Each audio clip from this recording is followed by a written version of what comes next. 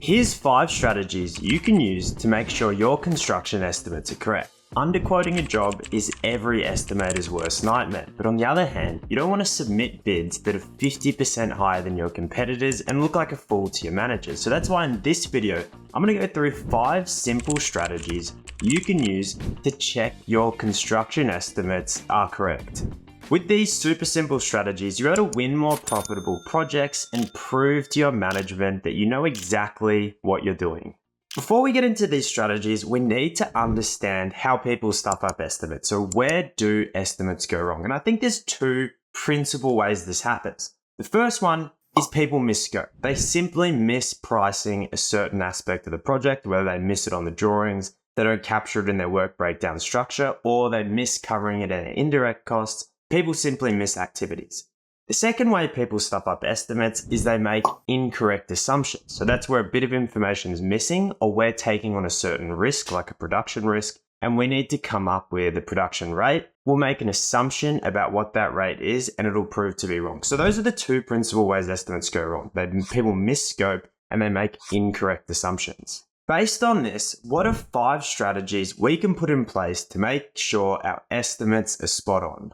So my first recommendation is to simply start high level. What I mean by this is before you get into the detail of preparing a first principles detailed direct cost estimate, just simply prepare a high level budget price. Look at the key quantities, look at comparable projects, and just make a rapid estimate using budget pricing. So budget pricing is where we use parametric estimating based on the key quantities of the project and rates from other projects. So if we know there's 100 meters cubed of concrete and we can supply and install concrete for $500 a meter cubed, then the price for that project would be $50,000. So it's just basically a quick and dirty estimate, and this will give you probably a plus or minus 30% range of where your detailed estimate should fall. And if it falls outside of that range, you know you've done something wrong. As an example, I was pricing a set of in-situ concrete pits, and it was part of a package for a bigger project. And I started just doing this really detailed bottom-up estimate. I was adding in mobilizations, I was adding in project management staff, I was adding in all these additional factors. And I got to the end of the estimate I prepared, and I looked at what I'd priced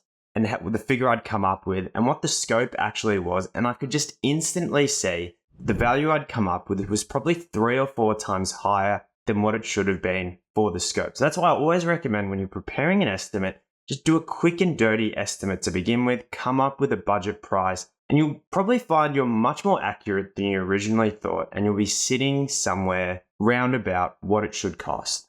The next thing you should do is when you start preparing a direct cost estimate is document your assumptions. You'll find when people review your estimate, it's hard for them to go line by line and look at everything you've prepared. But there's probably a handful of key assumptions that you'll want whoever's reviewing the estimate to check. So these might be rates for material supply, these might be production rates, might be all sorts of things. So you really just want the key assumptions documented in your estimate in a 1-pager. We refer to this as a basis of estimate, but you can call it whatever you want. But it's basically just a 1-page document that summarizes the key assumptions you've made in your estimate. So anyone reviewing the estimate can quickly look at it and they'll probably right away know what's wrong. And these are going to be the assumptions that are the biggest drivers to your costs. So key production rates, the duration of the schedule, these sorts of factors. My next recommendation to check your estimates is correct is to focus on where the money is. What I mean by this is apply the 80-20 rule to your estimates. So you might be pricing a project where there's 30 or 40 separate lines, but you'll probably find 2 or 3 of those lines cover 50% of the total project cost. There's usually a couple of big items. Now, that's where you should be putting your time and attention. Those are the items you should be getting 100% spot on. And because that's where the money is. So you should understand what are your key assumptions? What are the key drivers of the total cost? And then put your effort in making sure those assumptions, those line items, those portions of scope are as accurate as possible. And those are the areas where you should be putting your focus and going through and checking and rechecking line by line what's included.